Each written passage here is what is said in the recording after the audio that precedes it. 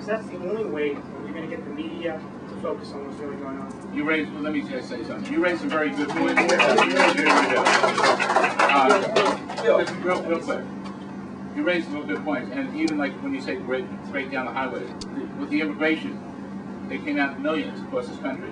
But one thing, when you said we should try, and I have a big problem with this, and I've been fighting this for years, and people in this movement have been trying to make inroads into the anti-war movement, which is wrong. And I believe the anti-war movement in this country has been infiltrated by Bush and the stuff. Because if we didn't have 9/11, there'd be no war. We should not have to beg the anti-war people to associate with us. And that goes along with other groups around. And we have to take a strong position, say, get together with us and stop this nonsense. Because there's been something, I was going to speak at an anti-war thing, and it was on and off and on and off, and finally it was off. But if you didn't have 9/11, we wouldn't be in Afghanistan. We wouldn't be in Iraq. And these bums would, so we have to get together on this, right? Yeah, I'm going to start this. First of all, what we're about here is unity. Okay, and we're going to reach out, and our intention is to reach out and bring people together.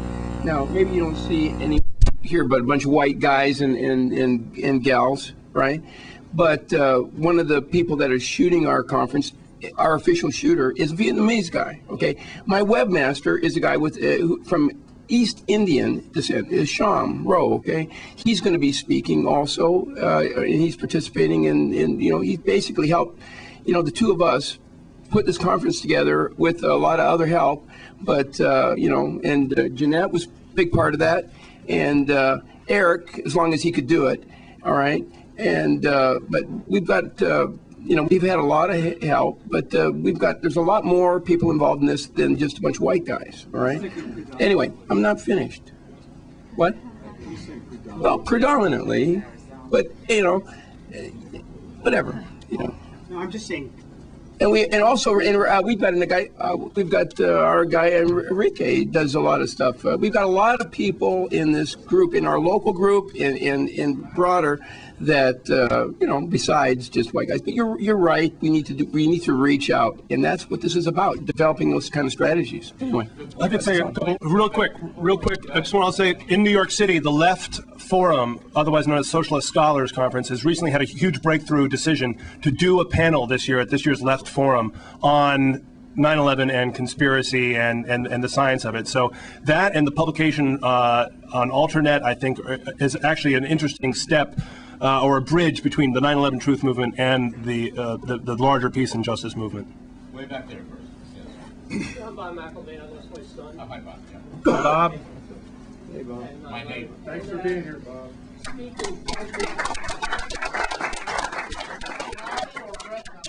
I'm just curious, is this a rally or? It's not really a question. You're out of order, sir. You're out of order. It's a rally, right? You're out of order, sir. Press conference. I think that's the bird, actually. Are you the bird? Yeah. Are you a convicted felon candidate? Hey, listen. Hey, This you're out guy. of order. He's on the floor. We heard enough of you for a while. Back in 2003, I was tremendously involved in the peace movement. I remember September 11th, I was for peaceful tomorrows, and I got arrested before the war. Many meetings for peace and justice. Everyone could be answered. And my previous, every single meeting I ever went to, I said, why can't we discuss 9/11? And they'll agree with me. I stand up in a meeting and say, well, remember, the Iraq War comes from 9/11. You must admit that, of course, we didn't have the commission at that time, but this is their question, but they didn't do it. And then I've known military families. Cindy's a tremendous activist, but a lot of them, they were all for going to Afghanistan. My biggest fear is you say if you concentrate on the Iraq War, then the whole peace movement is going to say, what a great success, and then 6 weeks later we'll be in Iran, and we're going to go through this crap all over again. And that's, to me, the importance of 9/11. And I don't do any work. I'm still a member of Peace with Tomorrows, but they look at me like I'm nuts. Why would you talk about 9/11? These are Muslim families. They don't want to go there. So again, I think it's a make them feel good. It's an immediate feel-good thing because they can't get their claws in 9/11. And then, but the thing is, they ignore it. And you say the social forum, hopefully they're going to bring it up. This is what's so frustrating since 2003. And that's, to me, what's happening. That's why I dropped out. Right here, sir. Thank you. My name is Pat Schwinn. I would like to know if there's any movement by any part of the 9/11 Truth Movement to enlist the services or support of any U.S. congressman or senator to try to push for some kind of hearing or at least an investigation into what happened with 9/11. Well, I know personally I was given a notification through Ken to I invited all the Democratic presidential candidates to this conference. Okay? No one accepted. I only got one formal rejection. They ignore us because even though the Democrats have taken control, and I'm a Democrat for years, I'll mention that, I have a real problem. You know, Pelosi gets it and says, we'll adopt the recommendation of the 9/11 Commission. That's not enough because that 9/11 Commission report is worse than the Warren Commission report. So we have to do more. It is. It's a fact that we have to do it. And we have to push even the Democrats. But the Democrats, in the for the 2004 election, I'm embarrassed that I was called a Democrat when the Democrats allowed George Bush to take credit for 9/11 when he's responsible for 9/11. So we have to do more, and hopefully with all our heads here together, we'll think of roads that we can move forward together. Bill. Yes, I'm right here. I just have one quick question. Would you raise your hand if anybody in this room is a member of the working media? The working media? The working media group. I work. But I'm No. not I mean, do you represent? Are you here? I write for News with Views. They're fairly. Yeah. Okay. All right. Because there was this is supposed to be a press conference, and I'm not trying to belittle anything that's going on here, but we need to address ourselves to the question of the media and save the forum for the forum. In relation to the question, though, Scholars for 9/11 Truth has spawned a student Scholars for 9/11 Truth organization. It's been motivated by a student, Justin Martell, at Franklin Pierce College. And Justin has shown a lot of initiative, including interviewing twice Dennis Kucinich about issues of 9/11, and most recently giving him a 3-ring binder of evidence. And Kucinich was expressing considerable open-mindedness about this and a willingness to follow this up. And I think that there is one example. I have knocked on doors of senators and representatives and not found a whole lot of interest in this issue during a recent visit to Washington, D.C., where I spoke at the National Press Club. But I think that matters are changing. And if Joe Lieberman doesn't revert to Republican status and the Democrats are able to maintain control, I think the hearings they're going to have are actually going to do a lot of good. And I expect them to take place because they do come in, certain key members, with a sense of accountability. I would just like to say, as a member, as actually the head of the 9/11 Truth LA.US group, our group sent out a letter and a DVD. We sent out 9/11 Mysteries to every member of Congress, every governor, and every state attorney general, as well as 50 actors. And we are doing a particular Hollywood outreach right now to several actors that are interested in supporting our citizens grand jury. There's an article about it in the Global Outlook that's in the press packets, and there's papers out on the table that we're going to link up at least 10 cities in the United States and some international cities to do a citizens grand jury. So it may or may not be the most powerful legal arm, and maybe it'll be something better that someone else comes up with, but meanwhile, we're working on that. But we tried to tell members of the government about the citizens grand jury and to try to elicit their support and interest in the 9/11 issue. And that's Kathleen Rosenblatt from 9/11 LA. I want a quick comment. The only pressure that our congresspeople and legislators are going to respond to is a lot of noise from hundreds of thousands of us. We are responsible this weekend for creating a mass wave of demand for truth. And that's the only thing that can get a congressman to react appropriately to cause a true investigation to happen. So we have the power to do that. Let's make this weekend be the difference. And I think also He's not a speaker. Let's talk about the Reichstag fire and 9/11. Let's talk about 9/11. Let's focus on 9/11. Right. And right here, young lady. How do you any of you propose to assault mainstream media with 9/11 truth next year? I think that's a great question. How do we plan to assault the media about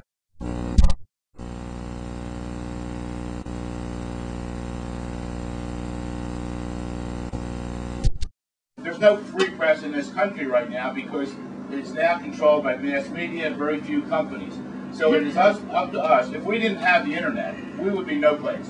But it's up to us through this conference to decide what points we have to move forward, whether it's blocking highways or whatever else, to get the message from the home, bring it up. 84% of the people in this country, by a CBS Times, New York Times poll, do not believe the official story.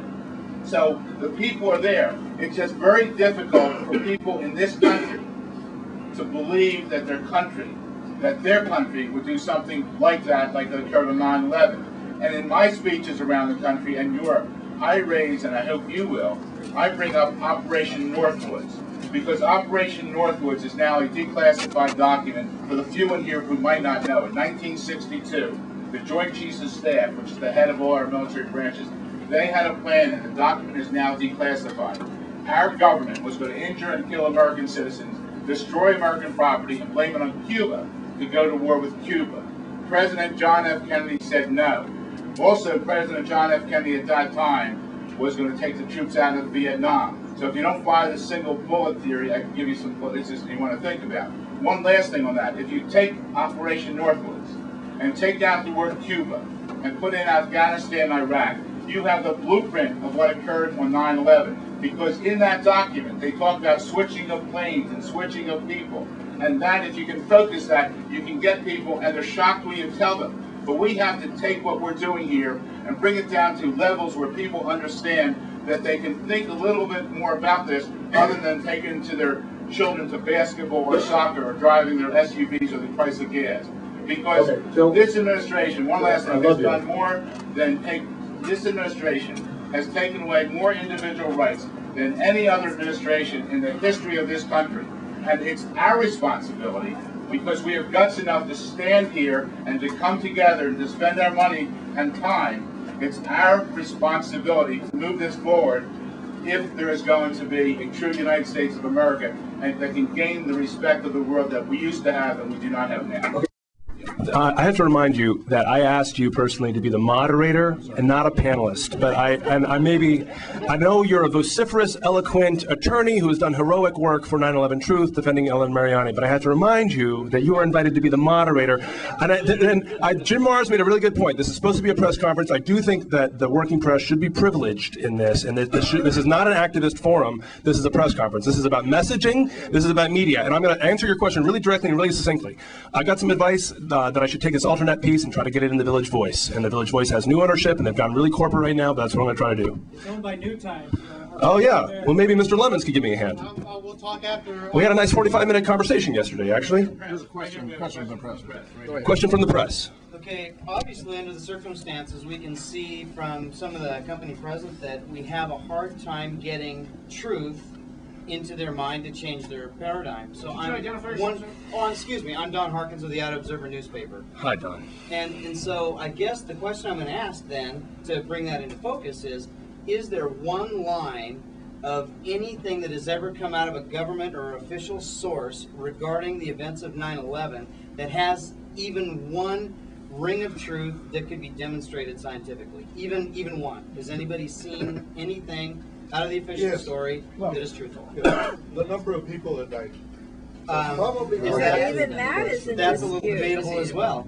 Don, probably about a month or two ago, I got an audio clip of Bush actually talking about the explosions at 9/11. That's the first honest slip he's made since. And I still have that audio. I'll give you one that y'all aren't aware of. The most truthful thing that George Bush ever said, and this did not go out of Texas because this occurred before he announced he was going to run for president back in the 90s, but the Texas media had gotten wind of the idea that he might be running, and they went to him and said, "Is it true that you're going to run for president?"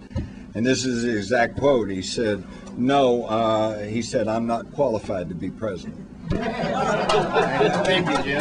I have another one that an official, the FEMA report, which came out on the collapse of the buildings, they were completely honest when they said, in my opinion, they were honest when they said, our best hypothesis, which is only fire and some damage, this is for building 7, Our best hypothesis has only a low probability of occurrence. In that they were honest. Now, the 9/11 Commission report did not even mention the collapse of Building 7. And the NIST, National Institute of Standards and Technology, is long overdue on their report on Building 7. And when they commissioned another company, ARA in Albuquerque, to study the collapse of Building 7, part of that solicitation was that only consider floors 8 to 46. Now, Building 7 had 47 floors and sub-basement floors, so I mean, as a scientist, I'm saying, let's look at the whole picture. But at least we see a little bit of honesty in admitting that there are problems with the explanation, the official explanation of Building 7. They still hadn't issued that report, have they? No, it's still out there. Is there anybody from the press that has a question? Yeah, I do. Yeah. Where? Right here. Yes, sir. My name is Michael Mandeville. Name of my company is Meria, and assistant scientist. And I do a comprehensive review. Can you step forward? I comprehensively review every week Earth events and try to put them into a holistic perspective as to what causes what. We also cover politics or international war and peace issues. And I get a lot of communication.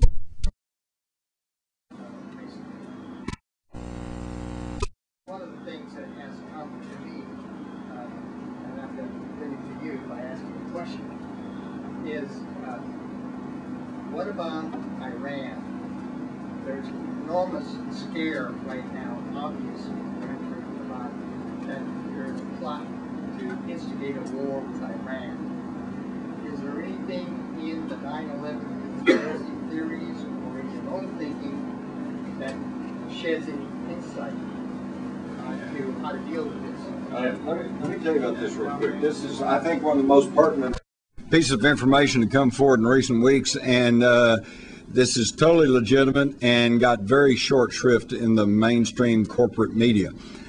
Zbigniew Brzezinski, okay, a consummate globalist, the Secretary of State under Jimmy Carter, who's written extensively about the globalization movement and all like that, testified to the Senate Intelligence Committee about a week or so ago. And he said that not only is it obvious that the Bush administration is building up, gearing up to launch violence against Iran, but he also said that it was very likely that they would create a provocation. Now, he didn't use the term false flag, but that's exactly what he was talking about. And people need to understand this. If somebody of the stature and experience of Zbigniew Brzezinski says the Bush administration would create a provocation, a false event to lead us into war, then why are we such nuts to suggest that that may have happened in 2001? Yeah. And by the way, that was before a Senate committee that Brzezinski made that comment.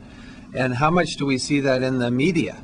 So, you know, this... We're too concerned with Anna Nicole Smith. I guess so. Ian Woods here, Global Outlook. I'd like to ask the question to the panel. What is the goal or the goals of the 9/11 Truth Movement? To have a Jim Garrison figure step forward and have a Jim Garrison style event.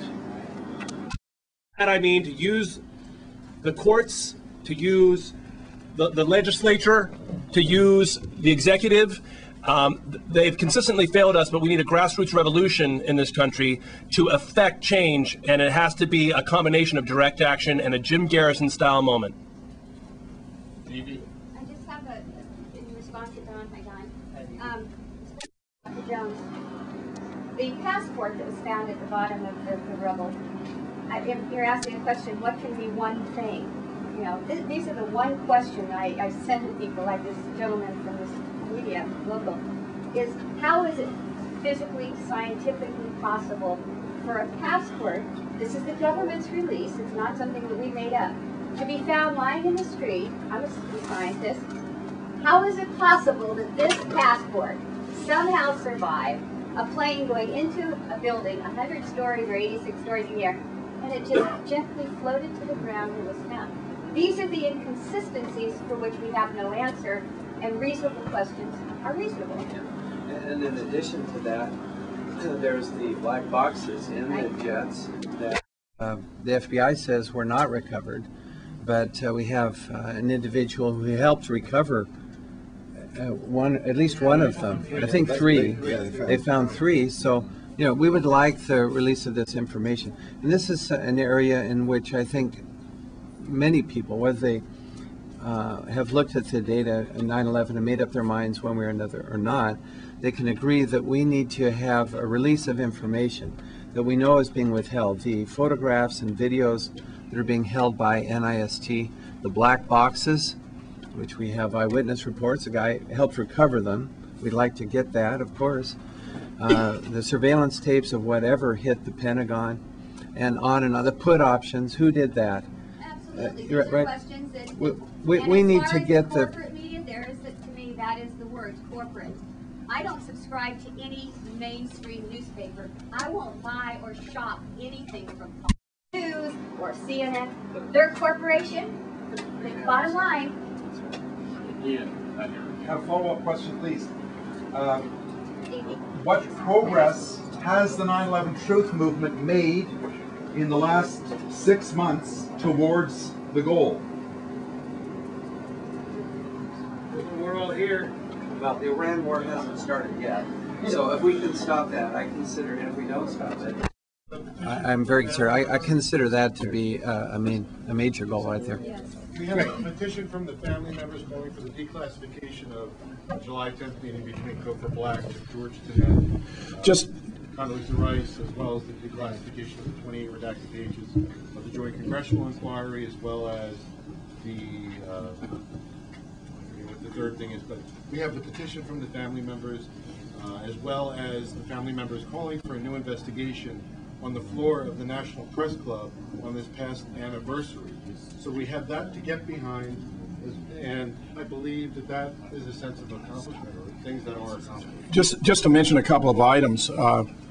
In December, I was invited by the leading investigative journalist of Athens to fly there. He flew me over there, put me on television for 3.5 hours about 9/11. It was broadcast worldwide by satellite.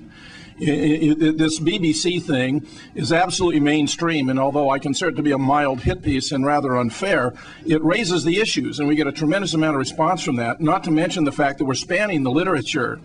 From the sublime to the ridiculous, we had a 4-page spread in Hustler magazine for March 2007, 2 pages on the science, 2 pages on the politics of 9/11, and 7 letters to the editor about a column in The Nation, about a column that was published in December suggesting that 9/11 truth seekers are paranoid. All of the letters were critical.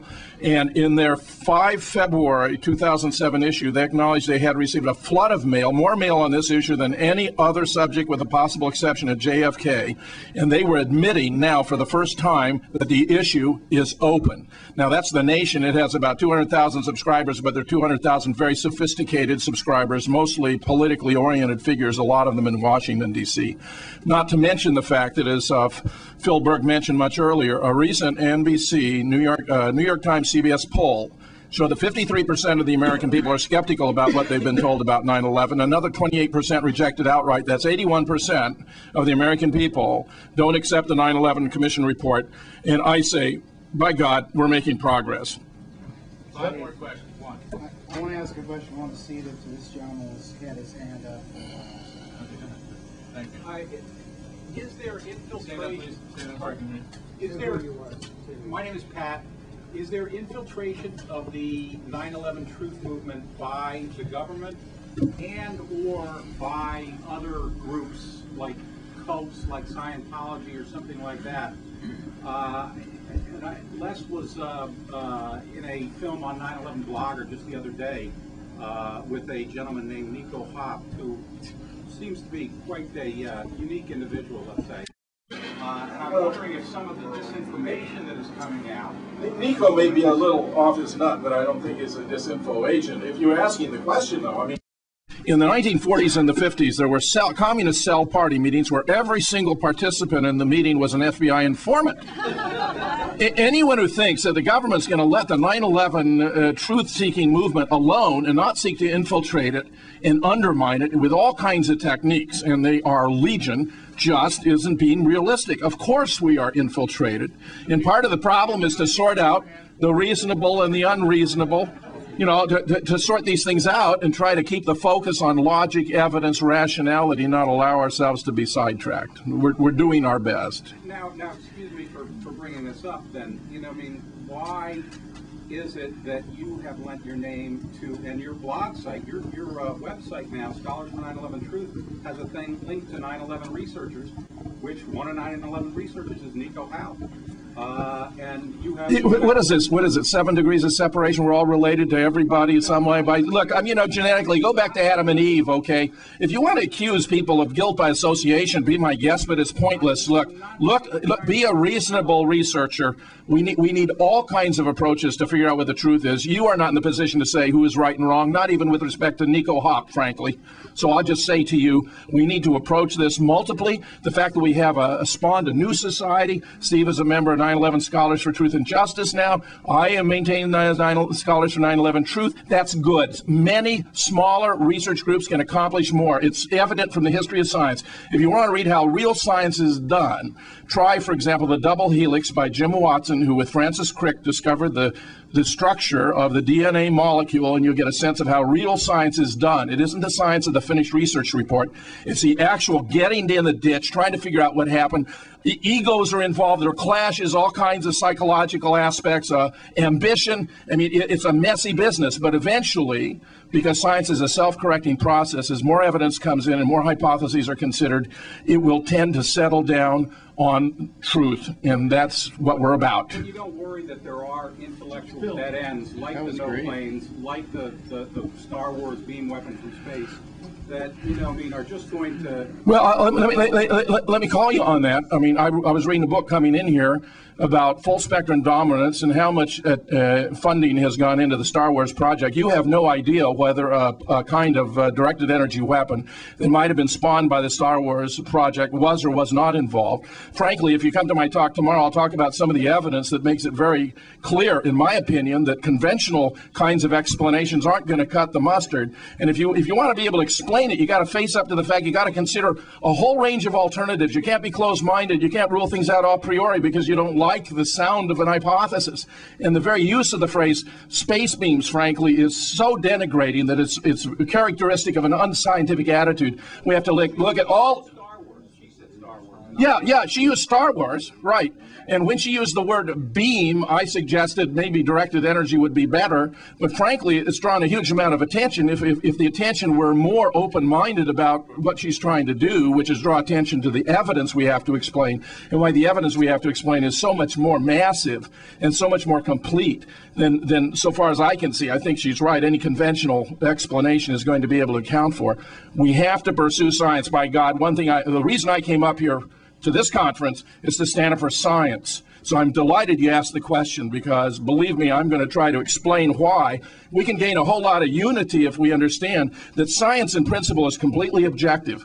Any person using the same principles or reasoning, the same evidence, and the same hypotheses should arrive at all and only the same conclusions about which hypotheses are acceptable, which are rejectable, and which should be left in suspense. So I'm going to encourage Steve, for example, when he and I talk, to reconsider some of the evidence he's been taking seriously and to open the range of alternatives he wants to consider and see if we can get some kind of completeness about you know, the science of 9/11. I've got to be able to... While this is going by, I just wanted to make one comment about government agents. I want them to pay full price. Anyone else? Okay. You know, in the before Isaac Newton, there was, of course, the Dark Ages, which, with Isaac Newton's era, Isaac Newton, Halley, and others, were involved in a tremendous transition in science in which experiments were performed. And then there was required not just logical argument or speculation, but rather a reliance on experiment and hard evidence. And this is the critical juncture, I think, in many respects, for us to take a look at that. And I will discuss this in my talk, if I have time, which I hope I will, tomorrow talks. And the point is that with Newton's generation, the scientists came to a method of publishing peer-reviewed papers, which were reviewed by other scientists, engineers, and so on in their field, in order to sort out and also to lay out publicly these ideas. Now, it's fine to explore different ideas. I'm working on a number of different ideas myself, contrary to what some suggest. I actually am exploring a number of different areas. However, papers have been now written, 3 letters, and I believe 1 paper in the Journal of 9/11 Studies. All of these have been peer-reviewed. There's another one going through peer review right now that should be out tomorrow, I hope. It may be out actually today. And this by Dr. Gregory Jenkins, a PhD in physics, which addresses the Star Wars beam hypothesis. Yes, power. There's a distinction. No, you're fine. But I just want to make, I'm sure you understand what I mean, the distinction. And, you know, it's not just the energy required to vaporize, disintegrate steel, but the power over the 12 seconds. So he completely demolishes, in my opinion, with evidence and calculation and equations. Do the math and check it out. And I will address some of those issues. But now he's willing to publish that. In other words, he puts his name out there with the data. He's written it up. That's what it takes to settle these sorts of issues. And we have had certainly a schism and legal action and so on within the group, as is regrettable, I think, lamentable, when we should be focusing our attention on the 9/11 Commission report, the actions of the Bush-Cheney administration, the wars in Iraq, and so on. But nevertheless, there are scientists who are willing to step up and say, okay, I'm going to write it down. We welcome responses. This is the way we proceed since Newton.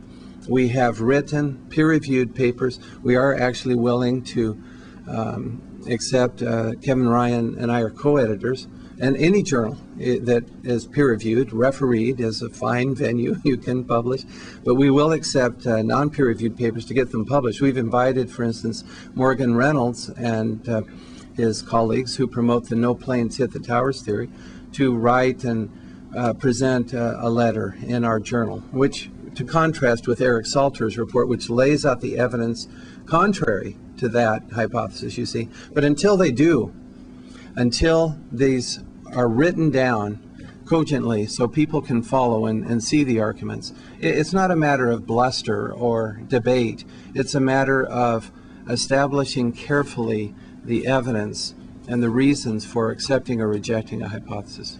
2 last questions. 1 and then 2. Right here. You have 2, one for Professor Fetzer. Okay. And then one for the entire panel. The one for the entire panel. Ask the question. I'm interested in finding out how, if each of you believe that the plane hit the Pentagon or not, and why. And then, because I was speaking to Sandra yesterday, and Sandra said he did not believe, he does believe that the plane hit the Pentagon. So I thought that was interesting. And then secondly, Professor Fetzer, you were talking about credible authorities. Do you believe that Eric Hufstein is a credible authority?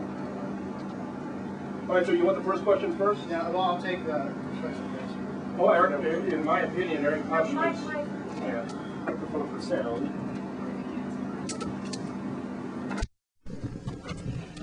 In my opinion, Eric Hufschmidt's work, his book, Painful Questions, for example, is an exemplar of excellence in research. And he was a pioneer. He tackled this difficult subject. I realize that on various grounds he's a controversial guy. In that part I'm not addressing, but I do think, yes, that he's made important contributions to 9/11 research. That book is one of the best ever published on the subject. And a quick follow-up to that, so you're not concerned at all that his website is rapidly anti-Semitic? I'm assessing his scientific qualifications. Look, Newton believed in mysticism, frankly, so if you're going to play that game, you're going to be dismissing some of the most important scientists in history. I'm giving you an evaluation of his work on 9/11, which in my opinion is exemplary. Newton was a solid Christian. I've read his religious writings at the University of Cambridge in his own handwriting. So Dr. Jones, I can't just let things like that go by. I don't know that I'd equate Christianity. Hold on, the moderator is trying to wrap this up by 5:30-ish, right? What time is it now? 5:30-ish. Now, wait a minute. We got the first. Let me quickly Okay. answer his question about He wants to. He wants to hear from everybody. So why don't you go first, Jim? I just want to say, as an award-winning aerospace aviation writer, I have been at the site of at least a dozen or more plane crashes, and until you show me some wreckage, or until you show me a clear photograph of the plane hitting the Pentagon, I see no evidence of a Boeing 757 hitting the Pentagon. But those planes vaporized. No. We want to hear from everyone. All right, and it's my turn. Okay, sorry. I'm going to let Donald Rumsfeld answer that question. Donald Rumsfeld said, I was inside the building when the missile hit. It's true. That's right. On this point, I'm willing to suspend judgment until I see more evidence. We know that there is more evidence available. The FBI seized various surveillance tapes of whatever it was that hit the Pentagon. I think the correct approach is to demand release of that evidence. If there's nothing to hide, why hide it? Once we have those surveillance tapes released, then we can see and go from there. But beyond that, I'm waiting for the evidence that we know exists. Well, I agree completely with what you had to say. We really need more evidence. But I just want to finish up one little question about the people that died. It's like there were a lot of undocumented workers. When we said we really don't know how many people that died, I really believe we don't. We never really finished that. There were messengers, there were people, dishwashers, there were so many undocumented workers that nobody ever really bothered to follow up, or the follow-up was really poor. I don't really believe we know the people that died. Anyway, I just wanted to finish up that question. Thank you. We're building a movement here, and we need to be strategic. We need to demand for accountability this weekend. We need to do what will unify us. And I've seen a lot of divisions around the Pentagon issue. There's two very articulate sides, and I've seen a lot of change. I've seen people change. Jim Hoffman, a controlled demolition expert, changed his position. Mark Rabinowitz at oilempire.us also was originally in favor of the no plane hit the Pentagon theory, but he changed over time. That's interesting to me. I don't know for certain, but I'll tell you this. I'm friends with Greg Palast, author of Best Democracy Money Can Buy. And he also has the same publisher in Europe, Thierry Meyssan of Rousseau Voltaire, who's a guy that the Frenchman who never came to the US of A and never firsthand researched the Pentagon issue, but he's the guy that originated the theory.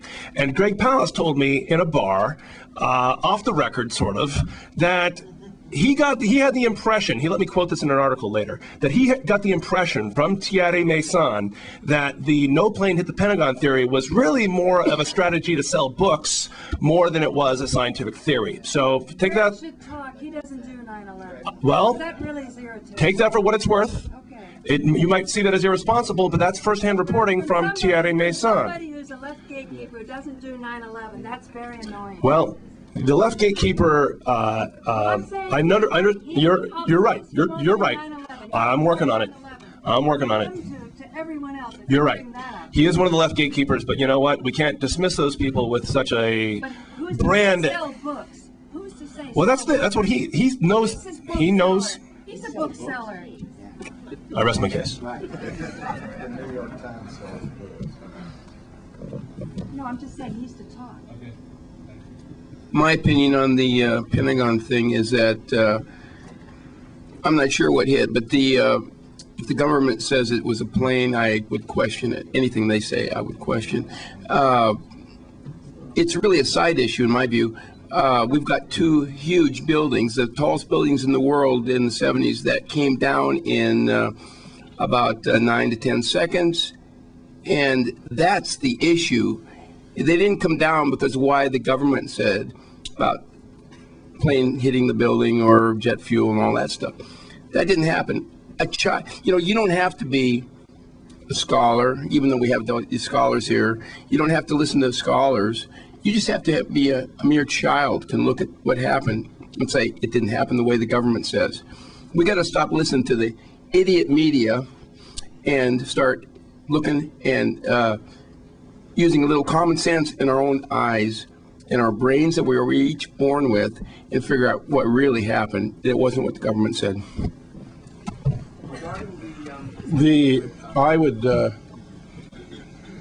I believe that the Pentagon issue has become controversial because it's such a blatant refutation of the government's official account. There are multiple lines of evidence that provide sufficient evidence to conclude that no Boeing 757 hit the building. I believe it may have been hit by a much smaller plane, possibly an F-16 or an A-3 Sky Warrior, that fired 1 or 2 missiles into the building before it impacted. I have laid out the evidence for this in many places. I talk about it regularly in every lecture I give. If you go on to Google and YouTube, you can probably find a half a dozen or more explanations where I lay out the evidence. The hit point was way too small. There was no massive debris. That was a 100-ton airliner. You don't find the air, you don't find the wings, you don't find the engine, you don't find the seats, the bodies, the luggage, you don't find the tail. It wasn't there. It would have to be there if the plane had hit it. It wasn't there. Number 2, the videos don't show it. The 5 frames they released originally show as much information as these videos. 1 frame is conveniently labeled plane. If you look just above the gate mechanism, you see there's what could be a tail. If you size a Boeing 757, which is 155 feet long, in relation to Pentagon's 77 feet high, it's more than twice as long as the Pentagon is high, you would easily see this plane if it were present and that were the tail of the plane. It is not. There's a white bloom consistent with a missile, not consistent with jet engines. That's the second proof. The third proof is perhaps even more persuasive. According to the official account, the plane barely skimmed the ground at over 500 miles an hour and impacting on the ground floor. That turns out to be aerodynamically impossible. I've discussed this with pilots and aeronautical engineers. A plane in the air accumulates a massive packet of compressed gas, which is air, underneath its fuselage.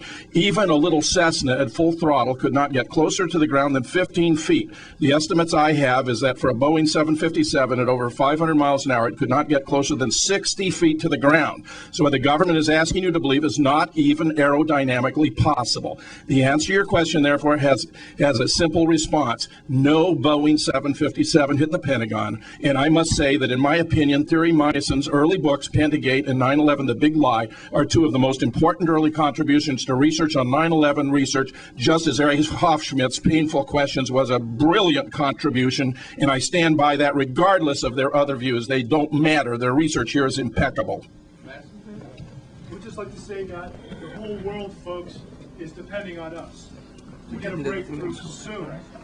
Because after 5.5 years, many of you probably have experienced this, you speak to an average American and they think 9/11 is past history, old news. So we have got to come to the understanding that this type of conversation, the bulk of this press conference was dealing with trying to get the details right when we do not have access to the bulk of knowledge and data to give us the hard proof now.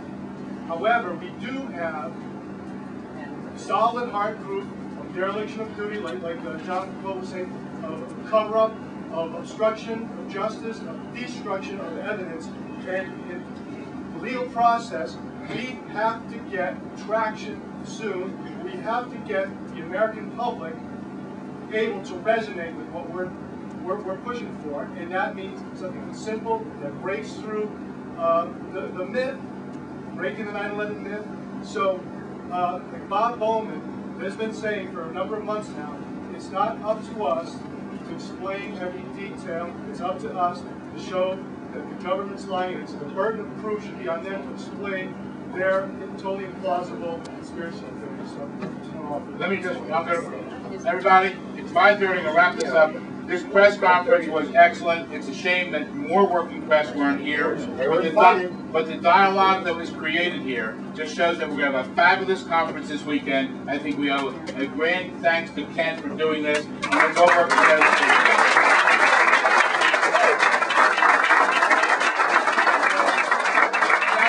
It's over. No more questions. Dinner, and then at 7 o'clock. What happens at 7 o'clock? I have it. Oh, whoa, you're